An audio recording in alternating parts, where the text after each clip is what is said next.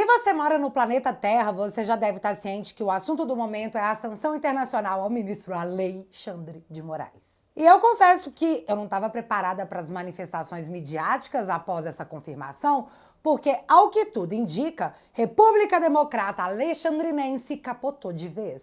O conteúdo desse vídeo é bem satisfatório. Então, chega mais, deixa eu te atualizar.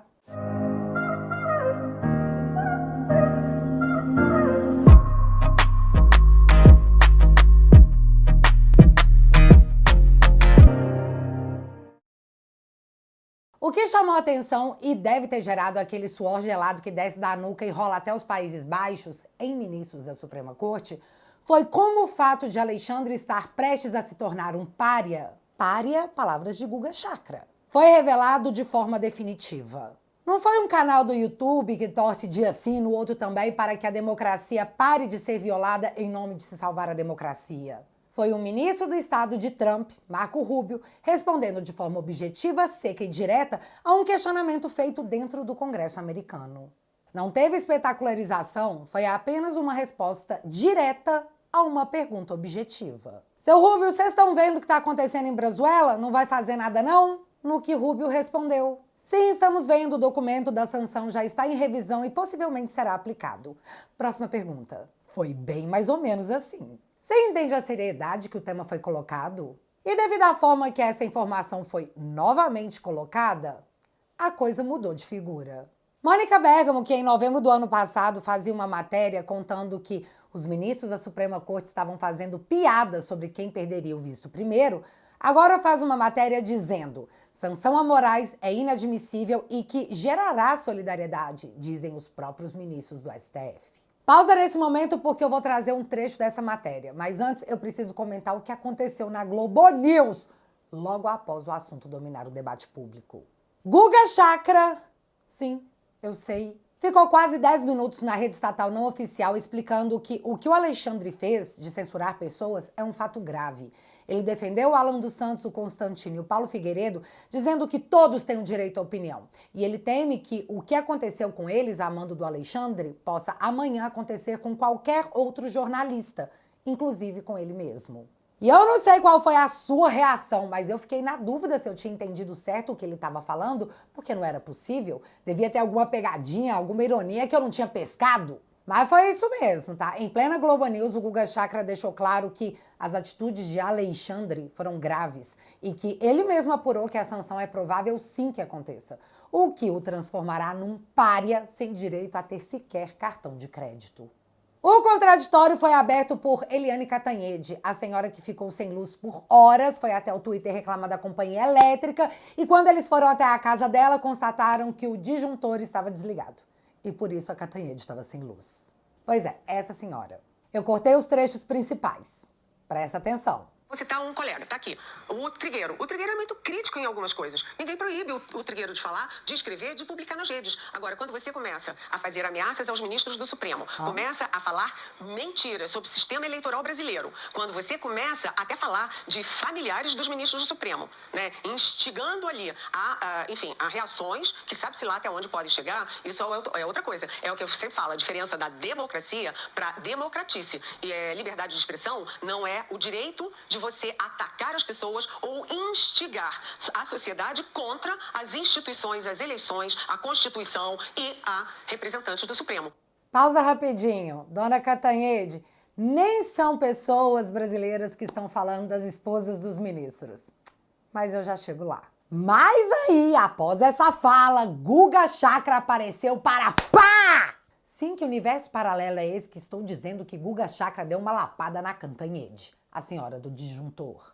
Mas nesses outros dois casos, eu acompanho, porque eu tenho acesso às redes sociais deles. Eu discordo muito do que eles falam, mas não tem ameaça contra parentes de ministro do Supremo Tribunal Federal. Criticar o processo eleitoral é um direito. A pessoa pode criticar, achar, até onde eu sei, você pode achar que teve fraude. Enfim, a pessoa tem o direito de se expressar sendo verdade ou não. Mas chama atenção que no Brasil tem pessoas com rede social que usam sempre e que fazem críticas muito mais duras, tem as redes sociais liberadas. Mas enfim, por causa disso, especificamente do que é cidadão e do que é residente permanente, o ministro do Supremo pode sofrer essas sanções que vai causar uma grande repercussão diplomática, enquanto tem um processo que você explica explicou agora, seríssimo em andamento no Brasil, e tudo, inclusive agora a gente está discutindo esse tema por algo que aparentemente é menor. Libera as redes sociais, deixa ali as pessoas expressarem suas opiniões e deixa as pessoas discordarem. Eu, inclusive, tenho vários embates com ambos nas redes sociais, não tem o menor problema. A pessoa tem direito de opinião, por mais, sim, tá certo, é verdade, eu tô aqui há 20 anos e sou meio contaminado pela primeira emenda. Mas, assim, eu não vejo crime. Se comete crime de calúnia e difamação, você pode processar a pessoa por calúnia e difamação. Mas calar é algo que, assim, eu acho muito forte. Ô Guga, deixa eu só te atualizar. O ministro Alexandre disse que em Brazuela, duvidar das urnas é duvidar da própria democracia. E que a tentativa de desacreditar o sistema eleitoral faz parte de uma estratégia extremista de ataques ao regime democrático. Juro pra você, tá lá no site do próprio TSE. Então, em Brazuela, não pode duvidar do processo eleitoral não, viu? Isso é atentar contra a democracia, segundo o entendimento, não da Constituição, da Suprema Corte. Mas o fato mais curioso é que a senhora do disjuntor trouxe qual foi a reação do ministro Alexandre a essa sanção iminente. Se liga. Eu fui saber hoje lá no Supremo, é claro que o Alexandre de Moraes não está falando, está quieto, mas eu fui lá sondar ali o ambiente do Supremo e o que ele comentou com os amigos dele, que não está nem aí, podem tomar qualquer decisão, é um fato lá dos Estados Unidos, e eu não tenho, olha, não estou nem aí, na verdade ele desdenhou disso. Ah, vaidade, o meu pecado favorito. Já dizia o diabo no filme Advogado do Diabo. Só que essa alegação da senhora do disjuntor vai totalmente contrária à matéria da Mônica Bergamo, porque o trecho final daquela matéria diz, abre aspas, integrantes do STF afirmaram também acreditar que o governo brasileiro terá que estudar em que medida reagir à sanção que visam intimidar a justiça do país. Fecha aspas. Tipo, não tô nem aí, mas Lula, faz alguma coisa. E aí chegamos no momento em que matéria responde a outra matéria. Lula orienta Itamaraty a reagir com firmeza a ameaças de Trump a Moraes. E eu tô literalmente, vai Lula, nunca duvidamos do seu potencial. Sairão em defesa de Lula e Alexandre de Moraes democracias como Cuba, Venezuela e Nicarágua.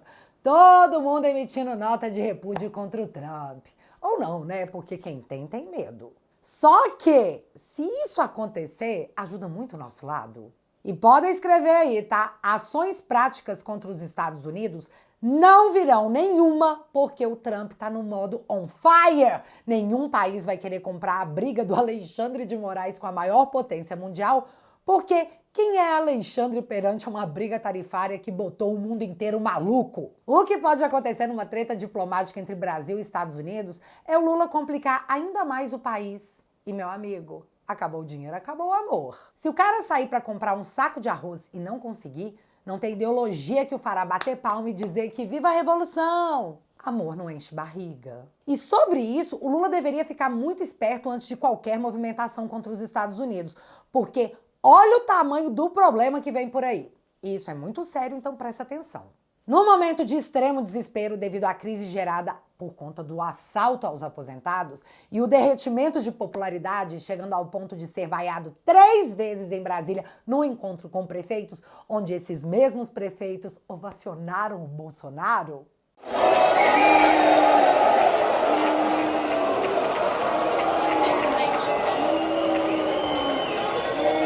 Senhoras e senhores, o presidente Jair Bolsonaro para sua exposição.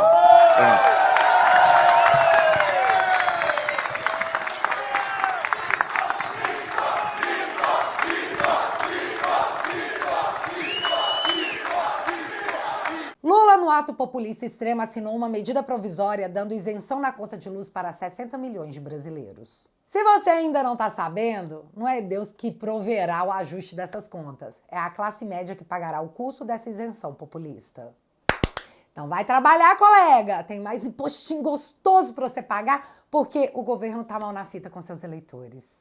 Portanto, o que veremos, se essa medida provisória passar no Congresso, é a nossa conta de luz aumentando porque o Lula está em crise de popularidade. Só que ontem não foi apenas o anúncio e a sanção iminente de Alexandre que Marco Rubio trouxe ao debate, mas também o interesse americano em comprar energia de Itaipu pelo Paraguai, o que só pode resultar em uma única coisa: mais aumento na nossa energia elétrica. Explico. O Paraguai fica com uma parte da energia produzida em Itaipu. Só que o Paraguai é bem menor que o Brasil e acaba vendendo para nós, brasileiros, a energia que sobra. E cá para nós, numa transação muito vantajosa para o Brasil em termos financeiros. Só que agora, com o Paraguai mais alinhado ao governo Trump, Marco Rubio anuncia que os Estados Unidos estão interessados em adquirir essa energia que sobra lá no Paraguai. E vale lembrar que as relações entre Brasil e Paraguai estão mega abaladas porque o Paraguai descobriu que a ABIN, na atual gestão, manteve operações de invasões hackers a sistemas da Presidência da República e do Congresso paraguaio em busca de informações sigilosas a respeito das negociações sobre Itaipu. Que hora ruim, hein, Lula? Nó, que hora péssima! Porque se tá ruim pra você, querido afegão médio, saiba que vai piorar. Tenha só um pouquinho de paciência. Mas se os ministros querem uma reação do Itamaraty, o governo dos Estados Unidos já está além do que os ministros podem ver. Trump prevê reação do STF e mira esposas com escritórios de advocacia e estuda sanções a cônjuges de magistrados. Então, o STF liberou que parentes dos ministros atuem em casos que estão na corte, o que deveria ser um escândalo, mas não foi. Foi super de boa, a mídia e juristas aceitaram tranquilamente. Afinal, o STF é a lei e tá salvando a democracia. Só que, segundo a matéria, os Estados Unidos entendem que muito da grana que entra na casa dos ministros vem desses escritórios de advocacia onde atuam os seus parentes. Logo, se o caldo tentar ser engrossado, as sanções virão em combo. E o que mais me chama a atenção nessa matéria, além do fato óbvio, é que mais uma vez é colocado que não será apenas Alexandre o sancionado. Afinal, Alexandre estava num ponto como suprassumo das decisões? Tava. Mas geral dos ministros referendou com um eu autorizo, Xande. Então, o que eu entendi é que os states estão com um plano B engatilhado, esperando só o Lula, eu autorizo, pra ir o bolo todo. Mas tá, voltando de novo na matéria da Mônica Bergamo, em um outro trecho ela relata o seguinte, abre aspas. O argumento de censura também é considerado fantasioso, já que todas as plataformas e redes sociais atuam livremente no Brasil e Moraes é criticado diuturnamente por internautas. Fecha aspas. Cara, se eu tivesse memória de peixe, numa hora dessas eu seria mais feliz? Sério mesmo? Nessa matéria de abril do ano passado era relatado o que se sabe sobre decisões sigilosas de Alexandre de Moraes vazadas por deputados nos Estados Unidos. Naquele momento da história, o Congresso americano exibiu decisões monocráticas de Alexandre de Moraes ordenando a derrubada de contas sem o devido processo legal. Essa aqui foi a decisão que eu nunca tive acesso, mas foi publicada pelo Verdevaldo sobre a derrubada de todas as minhas contas, do Nicolas, da Paula Marisa, do deputado José Medeiros, do senador Alan Rick e do Monarque. Começa apenas com determina o bloqueio dos canais, perfis e contas abaixo discriminados, sob pena de multa diária de R$100 mil. E aqui, após o ministro determinar o bloqueio de geral, ele diz: diante do caráter sigiloso destes autos, deverão ser adotadas as providências necessárias para sua manutenção. Manutenção do sigilo, né? Fecha aspas. Todas as minhas contas foram banidas a mando do ministro Alexandre e eu nunca, jamais, em hipótese alguma, soube o porquê. Eu não fui comunicada, meu advogado não foi comunicado e os autos do processo estão em sigilo, aos quais nenhum de nós teve acesso. Nunca! Apenas foram derrubadas e eu tive que ler na imprensa que foi porque eu espalhava desinformação. Qual desinformação? Aí, quando o Congresso americano expôs as decisões sem amparo legal, a corte se defendeu dizendo, abre aspas para a matéria do Estadão. De acordo com o STF, os documentos sigilosos vazados são apenas ofícios enviados às plataformas para o cumprimento das ordens de remoção de perfis. Segundo a corte, os arquivos não se tratam da íntegra das decisões devidamente fundamentadas que justificaram as medidas. Todas as decisões tomadas pelo STF são fundamentadas, como prevê a Constituição, e as partes, as pessoas afetadas, têm acesso à fundamentação, disse um comunicado da Secretaria de Comunicação do Tribunal. Fecha aspas. Eu vendo o STF dizer que me deu acesso à fundamentação de derrubada de contas quando, na verdade, nem eu, nem os demais afetados tiveram. Pom, pom, pom, pararam, pararam, pararam. Mas eu não vou parar aqui porque é muito importante recordar a Vaza Toga, que trouxe coisas como... Talvez seja mais interessante colocar, Eduardo, alterando, pelo seguinte, quem mandou isso aí exatamente agora foi o ministro. e mandou dizendo, vocês querem que eu que faça o laudo, não sei o que, sabe? Ele tá, assim, muito... Ele cismou com isso aí. E como ele tá esses dias sem sessão, sem isso, sem aquilo, ele tá com tempo para ficar, entendeu? Procurando, né? Agora ele mandou ir esses 3. Como eu não me lembro, honestamente, né? Porque a gente é tanta coisa, é por isso eu perguntei para você. Mas se não, talvez seja melhor pôr, tá? Alterar mais uma vez, fazer o quê, né?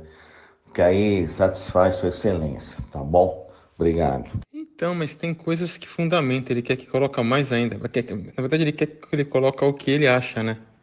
Mas o que tem é mais que... Eu altero, o que tem é mais que essencial para isso. Eu vou alterar aqui rapidinho. Concordo com você, Eduardo. Se for ficar procurando, vai encontrar, é evidente, mas o que você disse, o que já tem é suficiente. Mas não adianta, ele cismou, entendeu? Quando ele cisma, olha, é uma tragédia. E pode ter certeza, se você colocar esses outros, como você falou que vai colocar agora, ele vai amanhã depois, se for o caso, vai encontrar outros e falar que, sabe, que só a gente aqui não encontra, e não sei o quê. Difícil, viu? Difícil. Mas enfim, vai. Se você puder quebrar o galho aí, alterar, por favor. Porque senão ele vai falar que ele mostrou alguns e a gente não fez constar.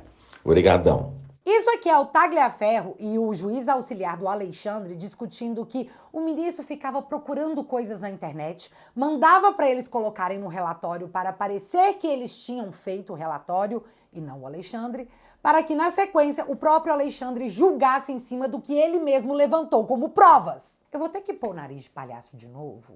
Em outra matéria, a Folha revela que o juiz auxiliar do Alexandre demonstrava preocupação com o que eles estavam fazendo, porque se formalmente alguém fosse questionar, ia ficar uma coisa muito descarada, que ficaria chato, geral descobriria que era o Alexandre que determinava a fabricação dos relatórios das contas que ele mesmo ia derrubar. Em outra matéria, a Folha relata que Alexandre pediu a derrubada da conta do cantor gospel Davi Sasser e que o próprio Tagliaferro alertou que não seria uma boa ideia fazer isso, mas o juiz auxiliar falou que foi a pedido do Alexandre. Então fazer o quê? Porque quando ele cisma é uma tragédia. Já no outro momento, a Folha relatou que o ministro Alexandre queria pegar o Eduardo Bolsonaro, filho do então presidente Bolsonaro, mostrando que os alvos de fato eram escolhidos. E eu poderia ficar aqui até amanhã relatando vários casos, mas tem esse épico da revista Oeste, porque quando não foi encontrado nada que pudesse incriminar a revista, foi ordenado que se usasse a criatividade. E finalizo mostrando a matéria que nos conta que Alexandre de Moraes mandou derrubar contas de bolsonaristas no mundo! Ou seja, em outros países, galera. Mas agora o papo é de soberania brasileirana, blá blá blá blá blá. Muito poder foi dado ao imperador, o que me lembra a matéria do Estadão de título Um Estado de Exceção em Legítima Defesa, onde a matéria relata que o STF passou sim de muitos limites, mas em nome de defender não apenas a si próprio, como também a democracia. E é por isso que eu sempre falo, queriam salvar a democracia esmagando a democracia, o que por si só nunca fez sentido. Mas já dizia o vô do Peter Parker, né? Grandes poderes geram grandes consequências. Em minha livre adaptação de Cidadã Brasileirana. A hora da consequência se aproxima. A questão é a repressão que o regime poderá infringir até que de fato ela se concretize. Em uma dessas matérias que vimos hoje sobre as sanções que se aproximam de Alexandre, é relatado que, questionados, os ministros da Suprema Corte não quiseram se manifestar. Mas o Gilmar não se aguenta. E aí ele foi até o Twitter dizer que, abre aspas, a regulamentação das plataformas digitais e o estabelecimento de parâmetros para discursos odiosos constitui elemento basilar da soberania nacional para qualquer nação contemporânea. Não há paradigma universal. A experiência brasileira mostrou nos últimos anos que câmaras de eco e manifestações extremistas corroem os fundamentos republicanos. Cabe a cada Estado, mediante aparato institucional próprio, salvaguardar preceitos democráticos. Não se pode admitir que agentes estrangeiros cerceiem o exercício da jurisdição doméstica na tutela de garantias constitucionais. A autonomia normativa representa imperativo da autodeterminação democrática. Fecha aspas. Faltou alguém dizer para o ministro que a internet em Brazuela já é regulamentada através da lei que ganhou o nome de Marco Civil da Internet. Mas o que o Supremo quer agora é derrubar o artigo 19 dessa lei que eles consideram que atrapalha a democracia. Eu sei, o STF não deveria legislar, mas acontece bastante, né? E para quem não ia se manifestar, bom, alguém tinha que dizer alguma coisa para mostrar que eles não estão nem aí, mas que pressionarão o governo para criar uma crise diplomática com os Estados Unidos para salvar o CPF do Alexandre. De novo, Lula, só vai e faz, meu filho.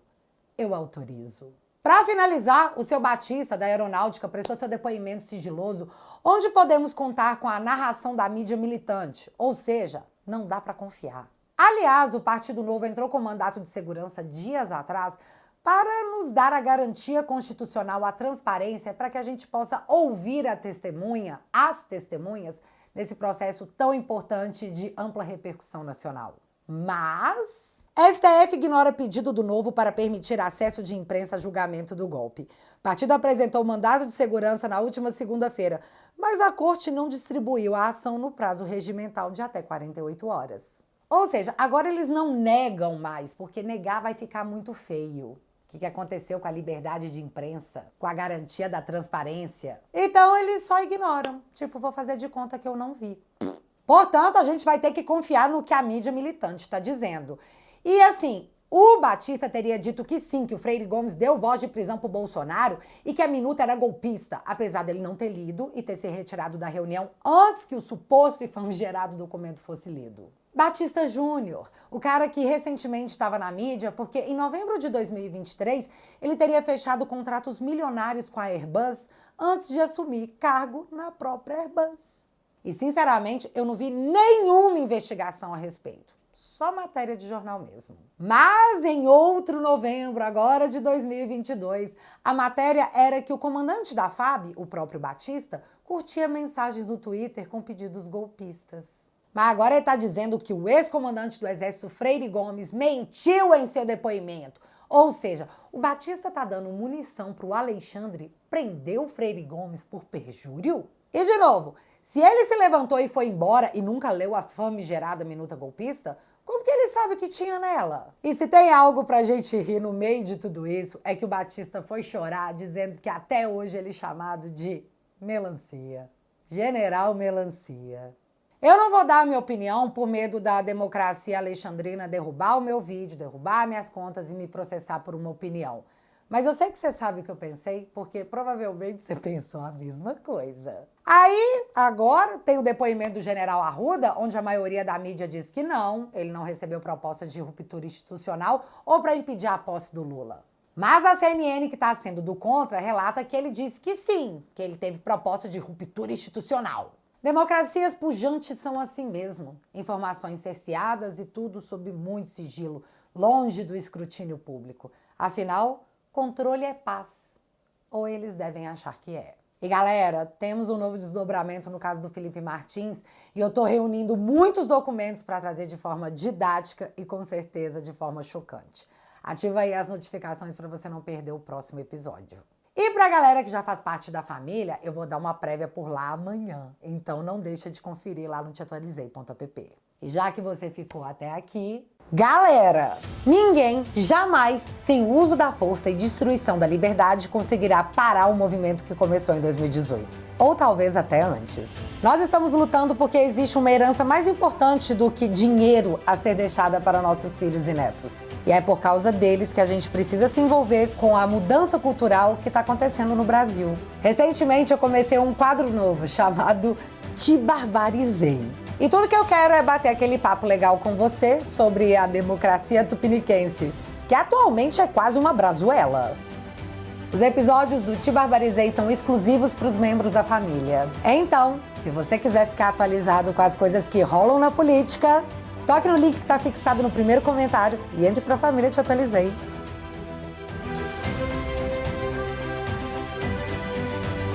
Galera que apoia o meu trabalho assinando teatualizei.app. Você já foi lá e descobriu que o aplicativo virou uma rede social onde você pode fazer postagens e trocar ideia com a galera da família que pensa como você? Além, claro, de em troca desse super apoio, você receber conteúdos exclusivos para passar raiva na maioria das vezes, é verdade. Mas com aquela pitada de humor sempre que o momento permitir. Com 10 esbanjas por mês, você faz toda a diferença por aqui. E eu já sou absurdamente grata pela força que vocês me dão. Porque a gente tem medo sim, mas a gente vai comer do mesmo jeito. Porque vocês lembram, o presente é deles, mas o futuro é nosso. E pra galera que não gosta de renovar a assinatura, tem o plano vitalício, onde você leva de brinde esse copo mega exclusivo, que não traz o amor da sua vida em 3 dias, mas espanta a prima de cabelo azul do churrasco sem que você precise abrir a boca. Testado e aprovado com sucesso. Portanto, se você quiser e puder, eu vou deixar o link fixado aqui no primeiro comentário. E desde já, muito obrigada. Mas agora eu quero saber de vocês. Você realmente acha que os ministros estão, ó, nem aí? Porque não tá aparecendo, né? Me conta aqui nos comentários que eu quero saber. E se você ainda não é inscrito aqui no meu canal, meu amigo, se inscreve e deixa seu like. Porque você já sabe, acontecendo alguma coisa de relevante ou irrelevante, a gente volta. Beijos, galera! Fui!